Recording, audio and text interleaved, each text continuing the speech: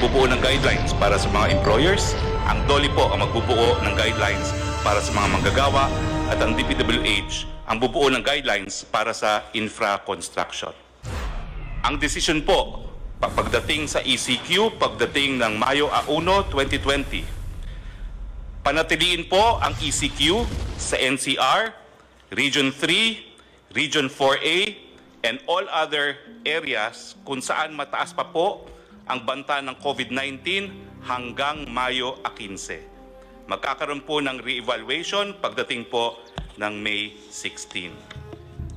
Ang mga probinsya po na mananatili sa ECQ, National Capital Region, Benguet, pero po pwede pong mabago ito by April 30, Pangasinan, Bataan, Bulacan, Nueva Ecija, Pampanga, Tarlac, Zambales,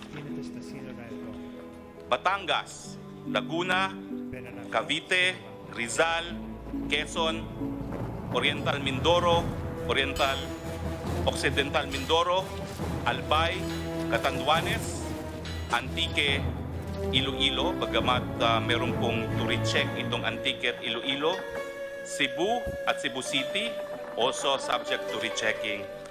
At sa Mindanao po, ang probinsya ng Davao del Norte at Davao City. Ang lahat po ng probinsya na hindi kasama dito sa mananatili ang ECQ ay mapapasa ilalim po sa new normal na tinatawag na General Community Quarantine.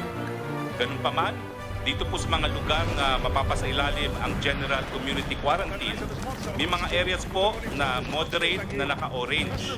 Ang ibig sabihin nito, mag-i-evaluate pa po at kung ano mangyayari dito sa mga lugar na ito, kung magkakaroon nga ng General Community Quarantine o mananatili ang ECQ. Ito po ang para sa mga probinsya ng Abra, Ilocos Norte, La Union, Cagayan, Isabela, Nueva Vizcaya, Marinduque, Camarines Sur, Aklan, Capiz, Samar, Western Samar, Zamboanga del Sur, Lanao del Norte, Misamis Occidental at Misamis Oriental, North Cotabato, South Cotabato, Maguindanao. Yung mga areas naman po na low at moderate ay mapapasilalim nga po sa GCQ, ang new normal. Yung mga moderate na areas po ay ang mga probinsyang Negros Occidental, Negros Oriental, Siquijor, Davao del Sur, Davao Oriental, Sultan Kudarat, Lanao del Sur. At yung mga low po na areas na mapapasailalim din sa General Community Quarantine ay mga probinsya ng Apayao, Mountain Province, Ifugao, Kalinga, Ilocos Sur, Batanes, Quirino, Aurora, Palawan, Romblon, Camarines Norte, Sorsogon, Masbate, Guimaras, Bohol, Biliran, Eastern Samar, Leyte, Northern Samar, Southern Leyte, Zamboanga del Norte, Zamboanga Sibugay, Bukidnon, Camiguin, Davao Occidental, Sarangani, Agusan del Sur, Dinagat Island, Surigao del Norte, Surigao del Sur, Agusan del Norte, Basilan at Sulu. Ano po ang recommendation sa mga areas under General Community Quarantine? Ito po yung mga lugar na hindi na mapapasailalim sa ECQ. Pwede pong magtrabaho ang mga manggagawa sa Sektor 1, 2, and 3. Ito po yung gagawin on a work-in phase. Yung mga bata po, edad 0 hanggang 20, at yung mga matatanda, 60 and up, and high health risk, mananatili po sila sa kanilang mga tahanan. Papayagan po ang mall opening covering non-leisure shops. Papayagan po yung mga priority and essential construction projects na mag-resume. Papayagan po ang mga non-workers to go out to buy goods and services except those pertaining to Sector Category 4, yung leisure at mga kabataan. Papayagan din po ang public transport na mag-operate at reduce capacity, at ang LGU po to enforce curfew at night dun po sa mga hindi manggagawa. For GCQ areas, General Community Quarantine, i-consider po ang reprioritizing ng SAP cash subsidy towards ECQ areas. Ibig sabihin, yung SAP po na para sa areas na hindi na po under ECQ, siyempre po yung cash subsidy, kinakailangan pag-aralan na ibuhos doon sa mga areas under ECQ pa rin. Yung mga GCQ areas, consider to allow na po yung high school, higher education institute, HEI school year to finish and give credentials to students. Sa ECQ and GCQ areas, bubuksan po ang mga paliparan at ang mga puerto para sa mga goods lamang. Yung option po to shift to GCQ sa mga moderate to low risk area by industry. Nagbigay po sila ng rekomendasyon na 100% opening para sa agrikultura, fishery, forestry, sa food manufacturing at lahat po ng supply chain including ink, packaging, raw materials, sa food retail, supermarket, restaurant for takeout and delivery only, mga hospital, logistics, water, energy, internet, telecoms, media. Yung opsyon naman po sa GCQ, sa moderate to low risk area by industry, ang rekomendasyon po ay buksan from 50 to 100% opening. Yung other manufacturing po, gaya na electronics and exports, yung e-commerce and delivery for essential and non-essential items, yung repair and maintenance services po, housing and office services. Yung option po to shift to GCQ in moderate to low risk area by industry, consider po na buksan hanggang 50% on-site work and 50% work from home. Mga financial services, BPO, other non-leisure wholesale and retail trade, other non-leisure services. Yung option po sa low risk to moderate areas na buksan by industry, consider for 100% closure. Maski po low to moderate risk, consider for 100% closure pa rin dahil po ang mga transmitters ay kabataan mula edad 0 to 20, lahat na eskwelahan. I-consider po ang late opening sa Setyembre except po sa online learning, yung leisure, amusement, gaming, and fitness, yung kid industry na tinatawag, turismo, all gatherings including religious conferences at iba pa, limited opening po ng malls at limited opening ng construction. Yan po ang rekomendasyon ng inyong IATF. Maraming salamat po. Maraming salamat, Presidential Spokesman or the new spokesman of the government sa Executive Department. Alam mo, wala tayong magawa. Ito, kita mo, Navy itong hindi na wala tayong kaya sa Navy. May mga barko bangka lang yun akin sa Davao. I have to do it because everybody's doing it. It's wearing a mask. Ni ako mismo, hindi ako, I cannot guarantee or anybody else for that matter in this table na hindi tatamaan. We are all at risk. But do not increase the odds or the chances of getting it. I never said I will declare martial law kasi martial law para lang yan sa mga rebelde, para sa mga komunista. Now, let me be very clear on this.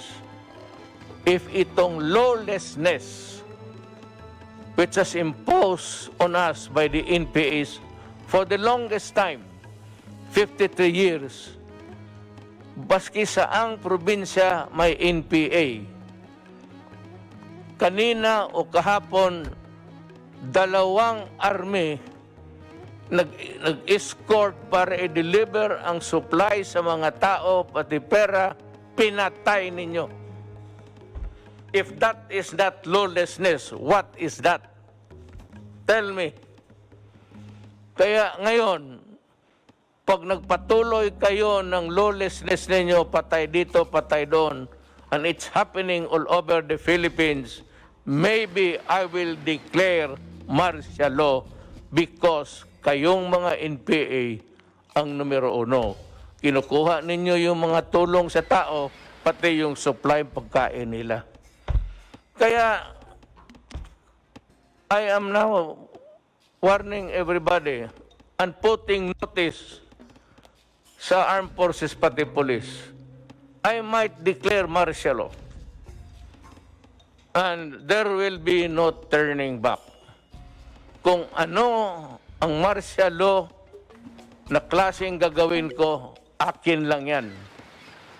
Pero kung gusto ninyo, kasi pinagpapatay ninyo yung mga sundalo ko, pati pulis, na wala namang ginawa kung hindi samahan lang yung nagdi-deliver ng pera pati pagkain. Ang utos ko sa kanila,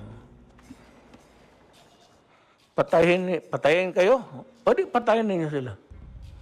Lahat na. Tapusin na natin ito sa panahon ko.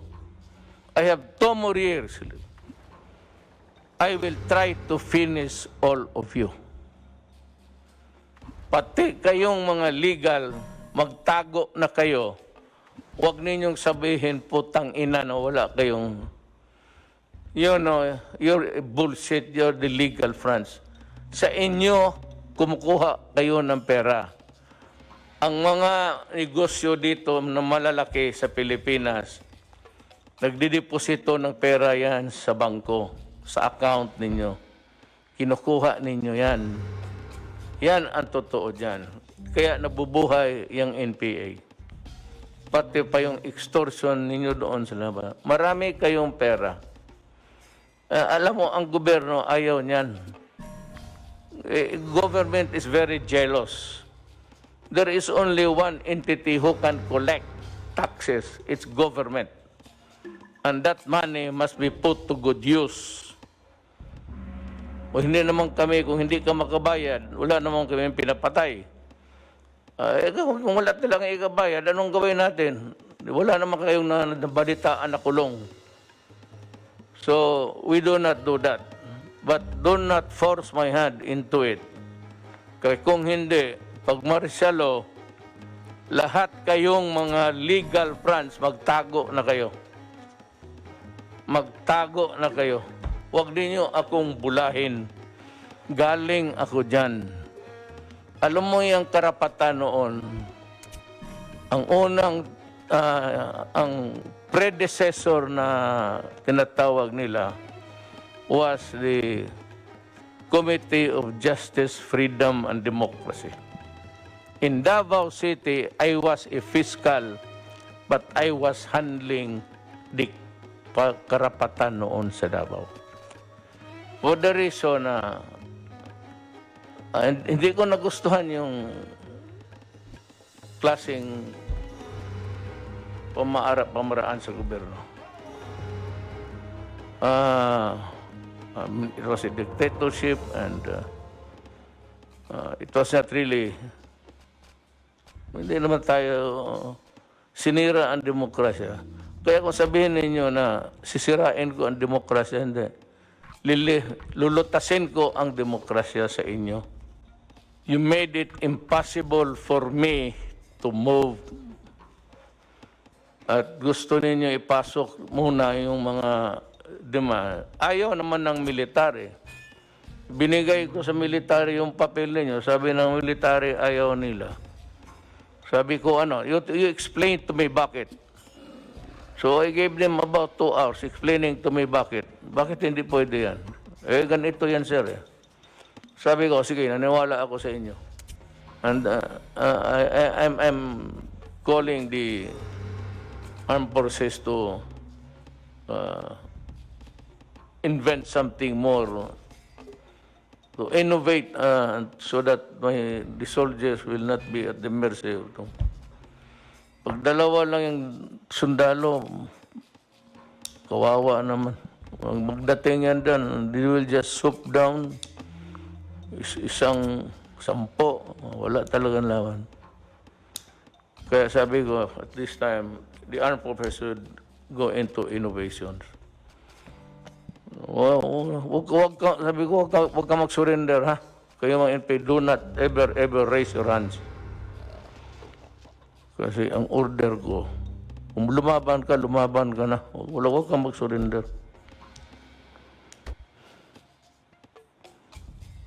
Nagpunta tayo dyan kasi galit ako kasi pinapatay ninyo yung tulong sa tao.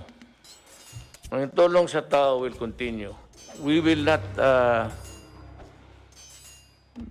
reduce the volume at this time, but we are running low of funds. Secretary Dominguez might want to tell us what he is doing and planning to do so that we can have the level of the money supply so that we can maintain our assistance to everybody. Sani, Tagalogin mo lang. Maraming salamat, Mr. President. Ang katotohanan po, ang budget natin para sa 2020 ay 4.1 trillion pesos. So far, ang nagastos po natin is already for this COVID is na hindi natin plinano ay 352.7 billion pesos na. At masasabi ko po na so far, na-finance natin itong amount, na-finance natin partly sa tax collection, pero bumababa na ho yung tax collection natin. Ang balanse, pininanso natin sa sarili nating savings at humiram pa tayo ng pera sa mga multilateral agencies kagaya ng ADB at World Bank. So far ho, sufficiente po yung cash natin, pero naiipit na po tayo sa budget allowance natin. So yan po ang problema natin ngayon. May cash ho tayo, pero wala ho tayong authority gumastos ng ganong kalaki. So we're making sure na lahat ng gastos natin ay number one, for the benefit of yung pinakamahirap sa bayan natin. At rinireserba ho natin yung balanse para sa mga build projects natin, para pag natapos na itong COVID, may pera tayo pang invest sa build ho. At saka we will create jobs and we will create business opportunities with that. Thank you ho. Actually, what Sunny is telling us is that there's money for now. Because, alam mo, yung budget nga natin, yung ginawa last year to be implemented now, walang COVID dyan. So, Department of DSWD, Highways, Department of Trade and Industry, and Health, nakaplansya na yan. So, ngayon, pagdating ng COVID, tanggalan ko yan ng mga proyekto dito sa highways. Yung highway dyan, wala na muna yan. Sabihin ko kay Tugadi, huwag na muna yan. Minus yan. Lahat para makapag-ipon at kinuha na yung budget, na yung regular budget sana kung walang COVID, going smoothly to be implemented this year. But because of the COVID, yung first and second third quarter, alam mo wala yung pera. Sabi ko, hangin lang yan.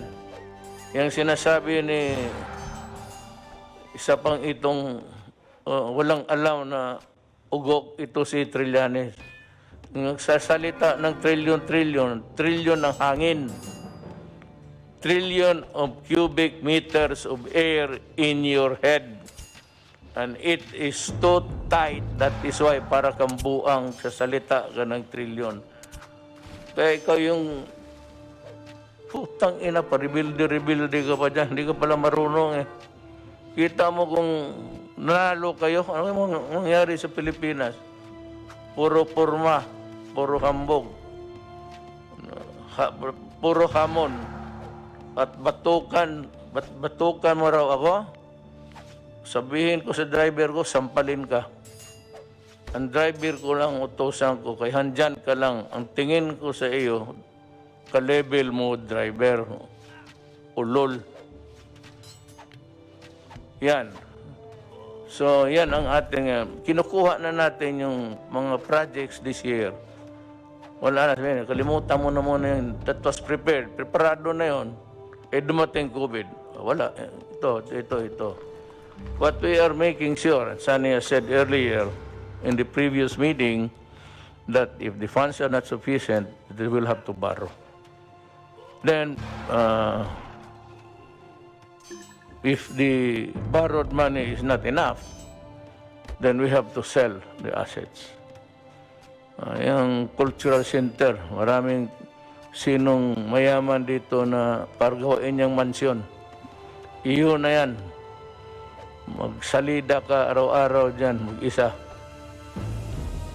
Lahat ng lupa, pagbili ko, para itulong ko sa tao, kasi why am I talking this way? You know why? There is no telling how long, gaano katagal itong COVID sa buhay natin.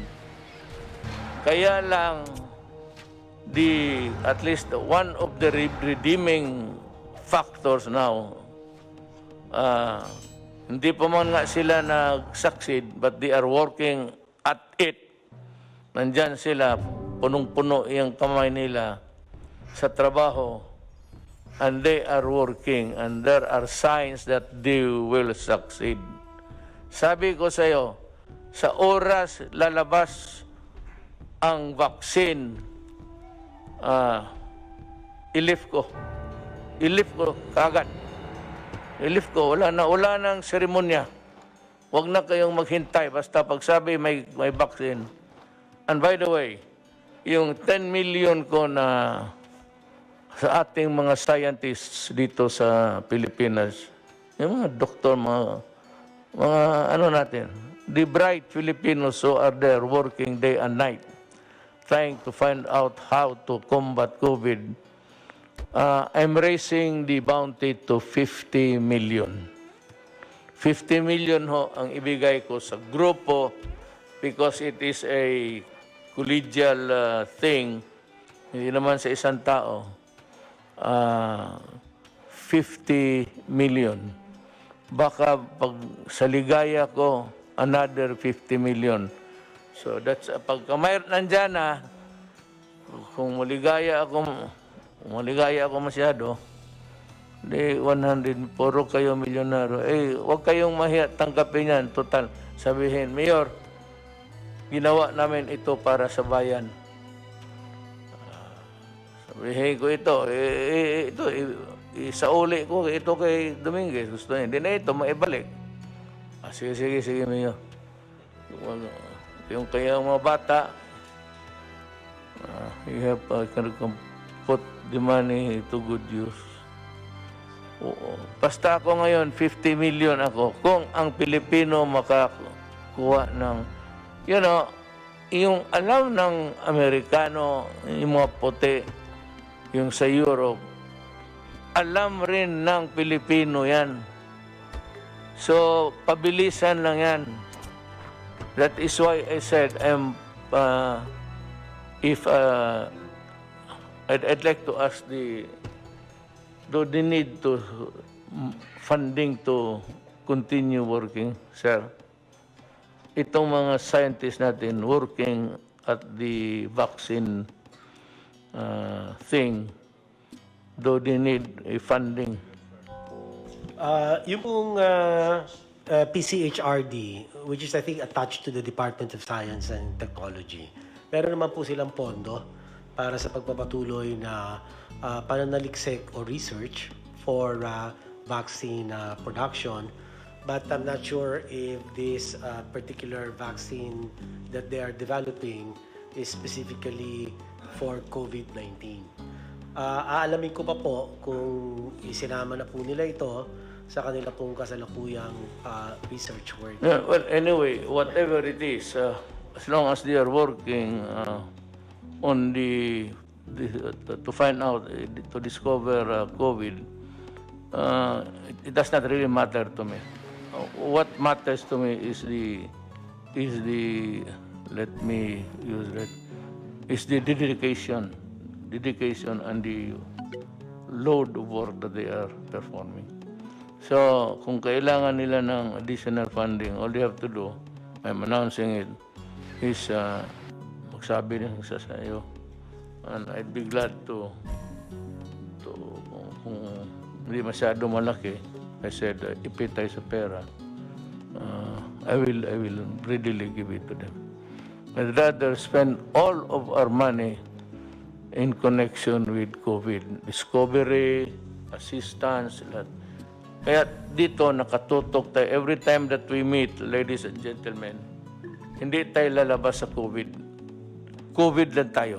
Huwag tayo na ngayon, nagsalita ako ng komunista at itong mga putang ina mga komunista dito. Kasi ang sa COVID na mangyari, maraming gutom, maraming hindi nakakain, maraming hindi nakakatanim. So walang pera. That is why papasok ang gobyerno, tulungan sila. Kaya naman, pinagbabaril itong mga putang inang NPA na ito, kaya napunta tayo doon. But that is COVID connected. Because nagkasakit o hindi makapaghanap buhay because of COVID.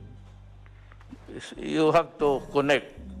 Hindi sabihin mo, rumble on. Itong mahilig, itong mga gagong sabi, try to rumble onto some other matters and mumble. Alam mo ganito, itong mga putang ina, di ba matay itong mga putang ina to. Rinig niyo yan. Tapos mumbling. Basta, I am just putting notice to everybody that itong komunista, malaki ang gastos natin. Do you know how much we spend sa isang putok lang? Marinig mo man yan. Brrrr! Isang putok yan, 35 pesos. Tangina ninyo. Yung 35, ilang ilang sundalong yan. Abusaya, pati kayo mga komunista. Ilang 35 pesos yan. Yung bala ninyo, yun yung bala ng mga sundalo na pinatay ninyo. Kaya ginagamit ninyo pera ng tao pagpatay ng sundalo. Kuha ninyo. Yung mga mortar ninyo, those are the armaments and equipments na nakalkal ninyo sa mga patay na sundalo. Yan pinaputok ninyo, pati pinaputok ng sundalo, pera ng tao yan. But you are not the government. Sige. Yan ang history ng COVID. You will always be a part. Someday, if we will write a narrative of the COVID, nandyan talaga kayo isang chapter sa putang ina para sa inyo. You see how you punish the Filipino people for your ideology. Kayo mga NPA na kikinig, sumurinder kayo. Kaya ng ginawa ko sa Mindanao. Bibigyan ko kayo ng bahay, bibigyan ko ng hanap buhay. Huwag ninyo agawin yung assistant dyan. Kaawa naman yung tao. Pagkain nila yan, kunin ninyo, wala na. Para na rin pinatay mo yung mga pamilya dyan sa mga lugar na hindi maabot ng sundalo. Ang nakakarating dyan yung mga walang armas yung mga DSWD. Pero yung mga escort, pinapatay niyo. That's why I'm asking the armed forces now and the police to reconfigure kasi marami na akong patay, to reconfigure how to go about escorting the health workers.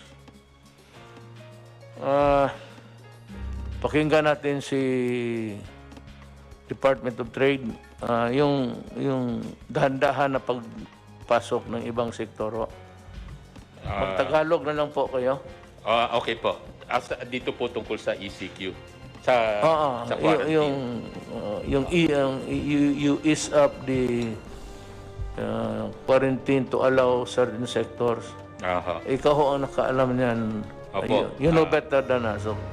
Mr. President, ang maganda hong nangyari ngayon, even under the enhanced community quarantine, para po hindi tayo magkaroon ng kakulangan sa pagkain, pinagpatuloy ang pag-supply ng food production, pinagpatuloy ang paggawa ng mga pagkain. Tulad doon ng mga canned sardines, gatas, instant noodle, yung mga basic manufactured products para parating marami hong supply sa grocery and supermarket. Dahil po kahit community quarantine, ito po yung mga inalaw na mag-operate. So inalaw po ang food production, inalaw po ang mga essential products tulad ng sabon for hygiene, sabon, shampoo, pati ho yung essential din po yung mga alcohol para ho sa mga panahon ngayon. Yung iba hong hindi essential products, hindi ho muna natin pina-operate in keeping, dahil po gusto po natin ang mga taong bayan as much as possible nasa bahay. Kaya ho piling-pili lang yung pinayagan natin, yun dun lamang sa makakatulong sa food availability. Hindi tayo magkaka-shortage, kaya pinapaalala natin sa taong bayan na huwag magpapanik dahil kahit ho naka-enhanced community quarantine, ay napakadami ho nating pagkain, yung supply. In fact, dahil sa pagmi-meeting ng ating IATF, eventually, inaalaw po natin kahit lagpas 50% yung skeletal workforce. Hindi na skeletal workforce na 30% lamang ang allowed. Kailangan more than 50%. Ibig sabihin, maraming tao. Para ho, ang ating production rate umabot sa 80 to 100%. So, para hindi magkaroon ng shortage. Pangalawa ho, yung ating mga finished good inventory, yung mga gawa na produkto, ay more than 2 weeks, 2 linggo equivalent. Hindi tayo magkukulang. At yung raw material na ipoproduce pa lang para gawing finished goods, mga 45 days, lagpas sa 1 buwan. So, ibig sabihin ho, marami ho tayong pagkain. So, yan po yung mga iba sa mga inaalaw ngayon na dito sa environment ng ECQ, food products, essential products. Allowed din po siyempre yung iba hong operation tulad doon ng mga bangko para ho may mga gusto mag-withdraw sa ATM, may i-allow po yon. Siyempre po, agriculture products, doon magsisimula yung pagkain, allowed din po yung mga ganitong activity. Ang nakabitin na lang po ay yung sa construction, yun po yung pag-uusapan pa moving forward. Pati ho yung sa mga SMEs, yung mga malls. Kasi ho, pag yun ho, maramihan kasi, kaya worried din ngayon po yung grupo natin kung i-open ho ba natin ito dahil contrary to dun sa gusto natin mangyari na panatiliin sa bahay ang mga taong bayan. Pero ho, ito ho ay pag-uusapan pa. Yung mga iba hong mga essential activities, so inaalaw naman po during the enhanced community quarantine. Ang isa pa hong sinisigurado natin ay ang pricing, wala hong profiteering or wala rin yung nagsasamantala sa hoarding. At diyan po, nagsama-sama po ang DTI, ang PNP, CIDG, NBI, DA at saka DOH. Diyan po marami, over 500 na po ang ating mga nahuhuli na mga profiteers at mga hoarders. Kaya babalaho talaga yan. Ay, isa pa hong magandang nangyayari ngayong ECQ ay yung mga manufacturers natin na re-repurpose. Yung mga dating hindi gumagawa ng mga face mask or hindi gumagawa dati ng mga personal protective equipment, ngayon ho ay gumagawa na sila. Tulad ho nung mga mask na suot natin ngayon, ay yung iba ho dyan ay ginagawa na ng mga manufacturers natin ngayon. Kahapon lang ho, Hanap ko bigyan mo. Hapon lang ho ay inalaw po natin, nag-turnover tayo ng 10,000 pieces ng PPEs out of the 300,000 na PPEs at yun po yung donation po ng San Miguel Corporation para ho sa PGH, tinurnover po natin sa DOH. So 10,000 po yun out of the 300,000 na ipuproduce pa para sa ating mga health workers. So meron po tayong mga manufacturer na nilipat yung kanilang production para makaproduce ng mga masks, PPEs, pati ventilators gagawin na. Mga 10 kumpanya na ang may involved dito sa repurposing yung manufacturing. Ibig sabihin, magpuproduce na sila ng mga critical products na kailangan ngayon. And moving forward lang po, last 2 items, marami ho tayong piniprepare na tulong sa MSMEs, micro SMEs, lalo na pag na-lift na itong ECQ. Nandyan ho yung pauutangin sila, low interest rate, dun po sa inyong programa na P3, Pondo sa Pagbabago at Pag-asenso. 1 billion po yun nakalaan doon. At sa tulong po, pakikipag-ugnayan sa DOF, sa Land Bank and DBP, another maybe around 30 billion na pwedeng ilaan din para sa mga micro SMEs. Kasi yung micro SMEs, pahihiramin po para meron silang working capital pagka i-restart natin yung economy. Kasi aside from the MSME, yung isang tulong ay yung wage subsidy sa worker na nirelease po ng SSS, BIR at DOF. So, para talagang matulungan sila sa pag-restart ng economy. And lastly, dahil po sa Bayanihan Act ay nagkaroon po ng grace period. Hindi muna babayaran yung loan at grace period ho pagdating sa renta. Yun po yung inyong kinover. Para ho wala dapat paalisin na umuupang sa residential, pati yung renta ng mga micro SME sa mga commercial places. So marami ho tayong prepare ng programa para ho sa micro SMEs. Thank you, Mr. President. Salamat, Secretary Lopez. We'll wind up with the 3 speakers from Secretary Dar. Still about food supply. Then we go to the health aspect. Sige, Mr. President, fellow cabinet members. Ang pinag-uusapan kasi natin dito yung pundo, no? And our budget for this year is finite. We're only pegged at 4.1 trillion, out of which ang antimano kaagad na automatically appropriated doon ay 1.249 trillion. Tapos yung 2.8 trillion, yun yung new appropriation. Para saan yung new appropriation? Yun yung binibigay natin personal services, MOOE, financial expenses, at capital outlay. Now, hindi naman natin ini-expect itong COVID. Bigla na nga lang dumating. Dito po sa capital outlay, nahati po ito sa dalawa. Yung for comprehensive release at saka yung for later release. Yung pong for comprehensive release, hindi po natin pwedeng galawin antimano yun kasi automatically release na yan sa mga province, sa mga government agencies and departments. At saka yung mga IRA at saka yung debt servicing natin. So antimano, ang pwede lang natin galawin, which we have done, is 397 billion more or less. Ito yung capital outlay ng mga departments at saka nung Congress initiated, no? Sa ngayon, ang nagagamit na natin, 352 billion na. So, konting-konti na lang natitira. And we're not even sure na ito yung nasa always at the back of my mind also dahil ako parating nasisisi pagka natagalan yung release at saka may nagagamit na hindi daw dapat gamitin. But where else can we go? Ito talaga yung sitwasyon na eh. And that therefore, ang sinasabi lang natin, i-consider natin yung possibility of second wave. Pag nag-second wave, paano yun? Nag-usap kami ng ADC with the NEDA and the DOF, and we have to come up with a forward planning on what will be the direction. And that would require a lot of funding. The new normal should allow us to provide more jobs to the people para maging productive sila.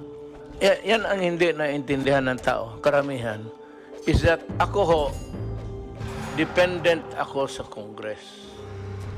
Powerful nga ang presidente, lahat. Ang Congress, sila lang, yung pati yung empleyado nila. Diyan sa Congress lang. Yan lang sila.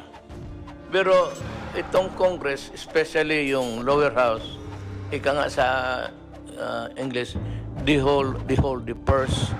Ibig sabihin, hindi ako makagastos ng pera hanggang hindi sabihin ng House, then approval by the Senate, pero manggaling talaga sa House, na sige, bigyan ka namin ng 300 billion na hangin para magamit mo.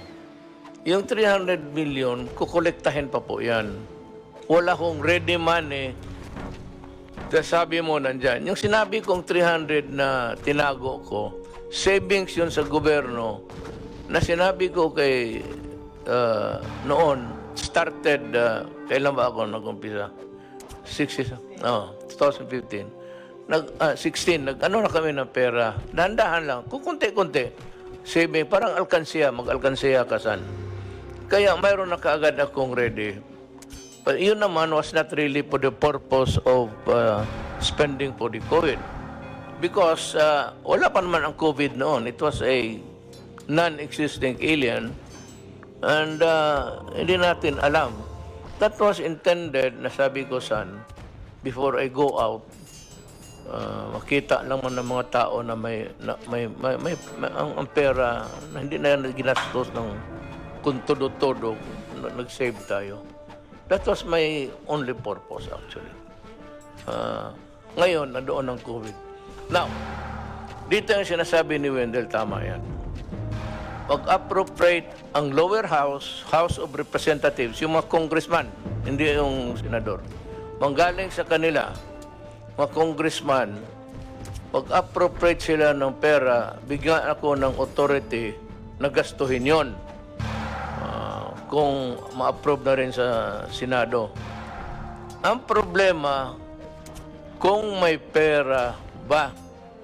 Kasi ang koleksyon nandito sa akin. Nandito kay Sunny. Tapos tanungin siya, may pera ba dyan?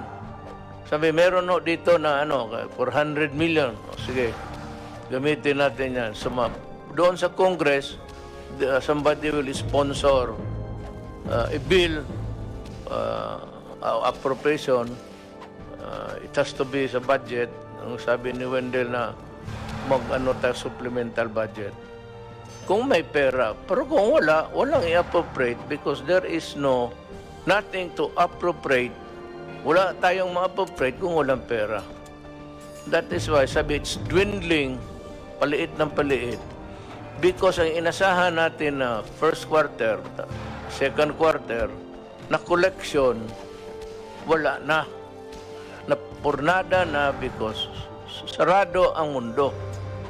Ang komunidad hindi gumagalaw. Wala na nagtrabaho.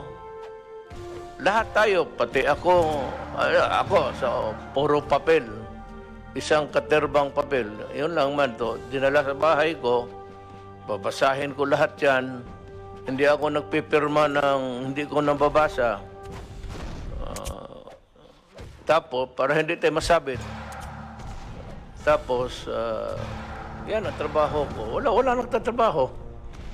So, yan ang problema ngayon. It's really a question of money. Money has always been since time immemorial. Now, remember that wala kaming hangarin na pigilin yung pera. It's not ours. is not anybody's money, but it belongs to the Filipino people and should be spent for the welfare of the Filipino people. Hanggang dyan lang. Now we go to Secretary Dar to see how the agricultural sector is coping up. Thank you, Mr. President. Marami pong salamat. Sa agrikultura po naman, under the enhanced community quarantine for Luzon and vis-a-vis agriculture and food, ang una po natin tiningnan po yung food availability, food accessibility and affordability, plus yung price stabilization and the movement and logistics relating to the food supplies.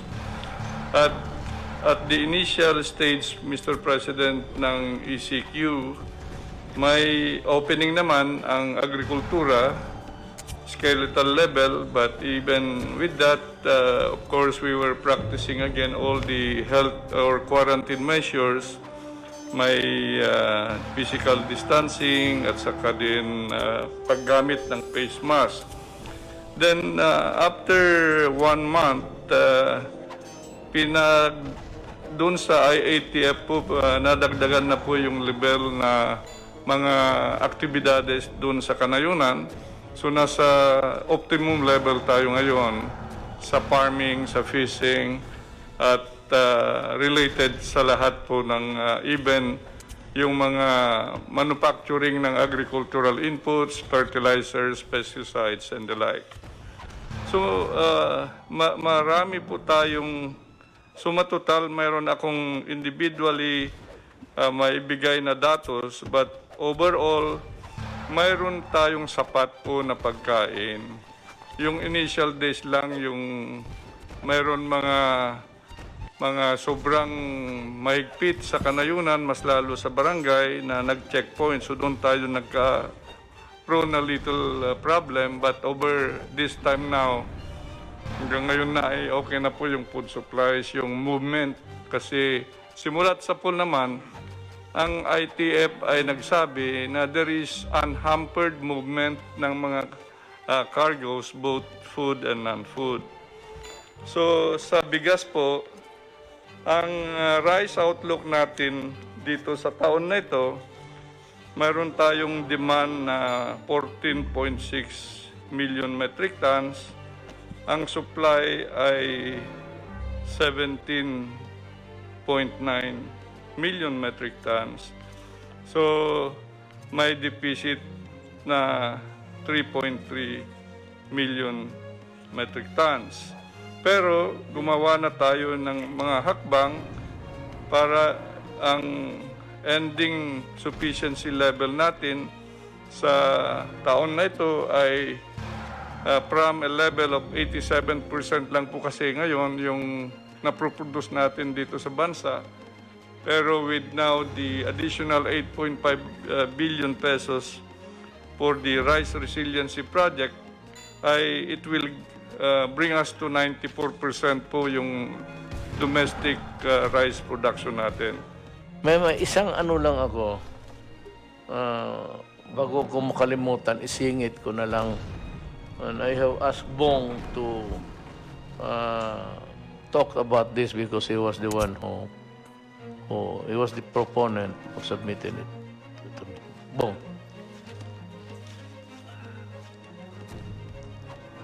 Magandang gabi po. Habang patuloy nating nilalabanan ang COVID-19, paghandaan na natin ngayon pa lang ang new normal, nananawagan ako sa pamahalaan na mag-umpisang maglatag ng programang Balik Probinsya at iba pang hakbang na magbibigay insentibo sa ating mga kababayan na lumipat mula sa Kamaynilaan at ibang malalaking lungsod papunta ng mga probinsya. Nakikita naman natin na naging masamang epekto at hirap dulot ng sobrang pagsikip ng mga tao at pamamahay. Katulad sa Metro Manila, mas mabilis kumalat ang sakit at mas nahihirapan ang ating national government at ang mga local government units na alagaan ang lahat ng apektado ng krisis na kinakaharap natin. Marami pong stranded, hindi sila nakaka-uwi dahil inabot na po sila ng enhanced community quarantine at maraming hindi nakakatanggap ng social amelioration dahil maaring magduplicate po kasi yung pamilya nila ay naiwan po doon sa probinsya. Marami na tayong natutunan sa krisis na ito tulad ng hirap sa dulot ng pagkumpul-kumpol ng tao sa mga syudad. Simulan na nating paghandaan at tuluyan na nating aksyonan ang isyong ito at huwag nang antayin pa na mas lumala pa ang problema. Kailangan magkaroon ng gobyerno ng long-term solutions upang matugunan ito.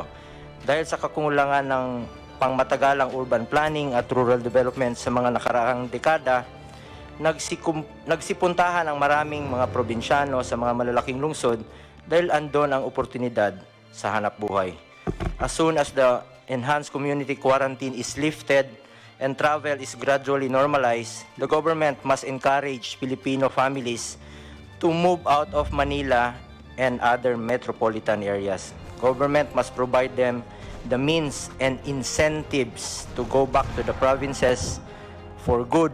LGUs must also ensure that necessary quarantine measures and mass testing for COVID-19 are in place to prevent those possibly infected from spreading the disease. Ilipat natin ang mga tao sa tamang panahon at kapag sinabi na ng ating health experts na ligtas na gawin ito, pero ngayon pa lang kailangan ihanda na natin ang ating mga probinsya. Dapat masiguro na may kapasidad ang mga probinsya na maalagaan sila at mabigyan ng matitirhan, makakain at ikabubuhay. Mapapagaan rin natin ang pinapasa ng mga syudad kapag nabawasan ang tao sa lugar nila. Katulad ng mga illegal settlers ngayon, dikit-dikit talaga yung mga bahay. Kung hindi natin ito aksyonan agad, hindi matatapos ang problema natin sa kalungsuran. Sa programang Balik Probinsya, mapapabilis din natin ang pag-unlad ng mga kanayunan. Sa paghihikayat sa mga mamumuhunan na magbukas ng mga negosyo sa mga lalawigan, magkakaroon ng mas maraming oportunidad ang mga kababayan natin. Hindi na nila kailangang lumuwas pa ng kamay nilaan at lumayo sa kanilang mga mahal sa buhay o kanilang mga pamilya. Kaya mahalagang magbigay din tayo ng mga insentibo sa mga negosyante o mga mamumuhunan ito. Kami po ni Pangulong Duterte ay probinsyano rin, taga Davao, taga Mindanao. Doon po kami lumaki at tulad ng iba pang mga probinsyano, doon rin namin nais bumalik pagkatapos ng aming pagsiservisyo sa bayan. Dapat tayo po ang mag-provide ang gobyerno ng mga buses o barko o anumang transportasyon para makabalik na sila sa kanilang mga probinsya. Magtulungan tayo, magbayanihan po tayo para malampasan ang krisis na ito. Sa bawat problema nating hinaharap, oportunidad rin ito na magkaroon ng mas maayos at matatag na solusyon para sa ating bansa. Thank you. Maganda yan po. Go home to the province. They have the means of going back there. And there is a promise. Kasi kung what you would give them is hope. Importante yan. Yung that if they go there, some of them might really leave the city of Manila or its environment with a heavy heart. But we have to provide the transportation at sabihin natin, if you go back, ganito. What is really very important is we give them hope. It's a very important yung hope ng tao. So, si Secretary Lopez. Yeah, Mr. President, actually gusto namin suportahan yung proposal ni Senator Bong. Kasi yung Balik Probinsya, tama ho yung sinasabi nyo, will bring hope. Kaya kami ho, pwede nating masuportahan yung by pushing yung investment papunta doon. How do we push it? So more incentives. Actually ho, sa ngayon, we can give more incentives papuntang probinsya kesa sa incentives na maglo-locate sa Metro Manila. Yun ho, ibig sabihin, more attraction to locate outside. Kasi pag nandun na yung incentives, may trabaho na doon. So even po dito sa tax reform na finalize ho ngayon sa Congress, it will give also additional years of incentives para talagang doon mag-locate outside Metro Manila. Parang Balik Probinsya objectives ni Senator Bong. Pangalawa ho, yung SME development. Everywhere ho yun, meron na with the funding ng, di pa naman siguro nawawala yung funding na yon kasi pang mahirap talaga yung funding na yon. Ito yung bibigyan na suporta dun sa mga negosyante sa barangay level na support. Yung gusto nyong bigyan na kahit 10,000 para may pangsimula na sila maliit na negosyo na mga SME ho na may pwede ka agad opportunity doon sa mga maliliit na nasa ano para may opportunity umuwi doon. So yun po, yun. Let me just give a warning. Na alam mo, sabi ko wag sa panahon ko. Pag sa panahon ko talagang yayarain kita. Itong lahat ng pinaghirapan namin dito, study, NEDA, tapos Department of Trade, doing a lot of talking and convincing and winning the trust of foreign or local big business. I do not want to humiliate people. I know that, alam mo, pagka tanggalan mo ang tao ng pride niya, masakit yan. I've done it several times. But every time, nagsisisi ako, pero overall sabihin ko, total, para naman ito sa... I've done it several times when I was mayor. Talagang hubaran kita dyan sa harap. At baski regional director ka, patitindigin kita dyan sa harap ng Malacanang. Mamili ka. Totoo. Ikaw, examiner, okay. Tumindig ka dyan sa harap ng Malacanang. Total, itong Malacanang, palasyo mo ito. Ako dito, nag-uopisina lang. Tignan mo yung palasyo mo isang araw. Init at ulan. Pag namatay ka, mas lalong mabuti. Basta yan ang ano ko sa... Kaya ito pinag-usapan ngayon na i-dispersal yung ikalat mo. Takot yung iba sa mga probinsya na medyo may history ng... Ako ayaw kong maghiya ng gobernador, mayor, sino ba naman ako, mayor lang rin. But, you know, I have a more, a greater burden, yung pinapasaan ko na trabaho para ito. Medyo sagrado sa tao ito. So, we take our oath of office. We are very proud. Presidente na ako, tapos gano'n, gawain ko talaga lahat. So, gusto ko lang ipakita sa mga tao, beginning ito, na paano sugpuin ang mga magnanakaw sa gobyerno. Pero ito ang igarantiya ko sa iyo. Putang ina ka, hubaran kita dyan sa harap ng tao. Our country comes first to us. Mahal ko ang bayan ko. Mahal natin lahat. Gaano man tayo kaliit. Well, anyway, that's... I'm just talking about life. Buhay ba ng tao? Ito, I hope that God will be with us. May sarili akong Diyos na doon ako nakatutok. To help me because I'm having a hard time carrying the load of the nation. Nung nakapag-ECQ po tayo, nagkaroon po tayo ng sapat na panahon kahit na papano na maihanda po at mapaunlad ang kakayahan ng ating pong sektor ng pangkalusugan, ang mga ospital, ang ating pong mga beds, ang ating pong mga ventilator machines, ang ating pong mga isolation rooms, ang ating pong mga quarantine facilities.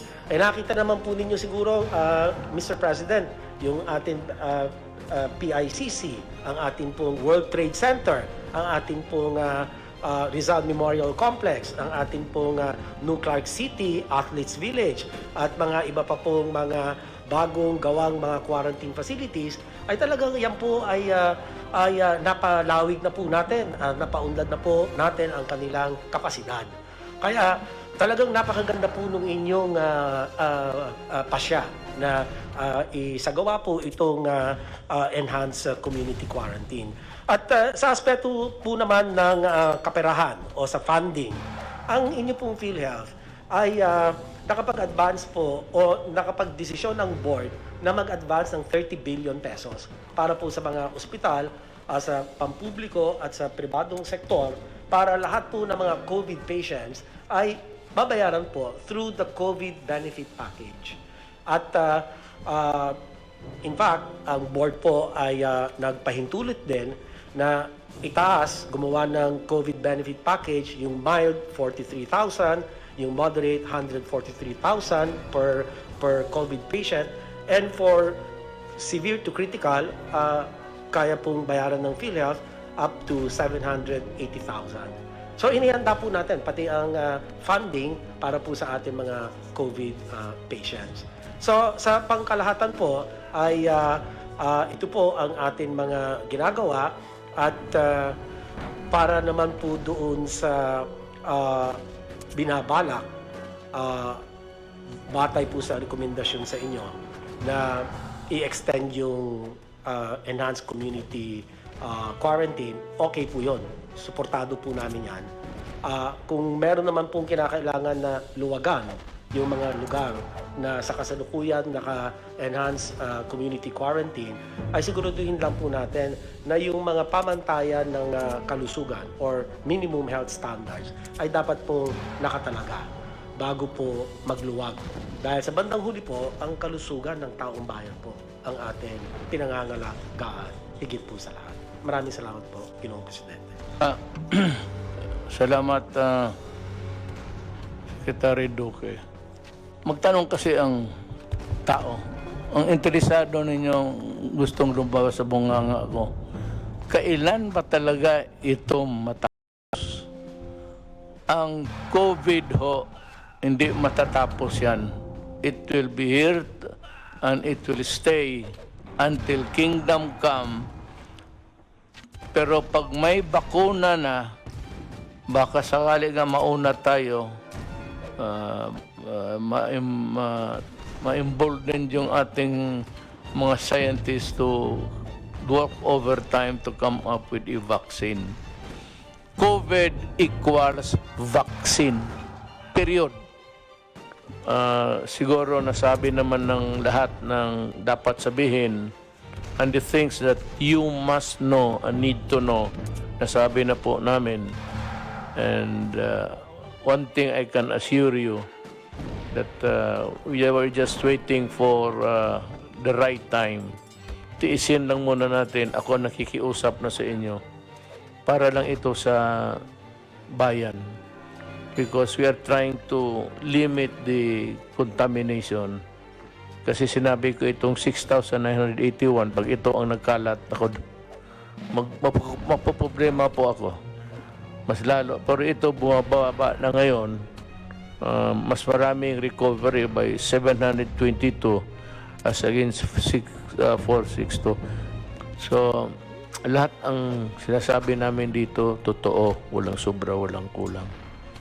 At alam ninyo ang ginagawa namin. Kung nagustuhan ninyo, magpasalamat kami. Pag sabi ninyo kulang, then humhimi kami ng dispensa. We'll try our very best next time. Thank you. Maraming salamat po. Matapos pong makipagpulong ang ating presidente sa mga miyembro ng IATF, tinanggap po niya ang rekomendasyon ng IATF na ilagay po sa patuloy na ECQ ang NCR, Region 3, Region 4A at iba pang mga lugar hanggang Mayo 15 po. Ang mga lugar pong ito ay ang probinsya ng na po pwede pa pong magbago by April 30, ang NCR, ang Pangasinan na po pwede rin pong magbago by April 30, Bataan, Bulacan, Nueva Ecija, Pampanga, Tarlac, Zambales. Yung Tarlac at Zambales po pwede pa rin magbago by April 30, Batangas, Cavite, Laguna, Rizal, Oriental Mindoro, Occidental Mindoro, Albay, Catanduanes. Ang Antique at Iloilo, pareho pong pwede pang ma-recheck. Ang Aklan at ang Capiz. Pati na po ang Cebu at ang Cebu City na subject din to rechecking. Ang Davao del Norte, Davao City, at ang Davao de Oro po na subject pa rin to resetting.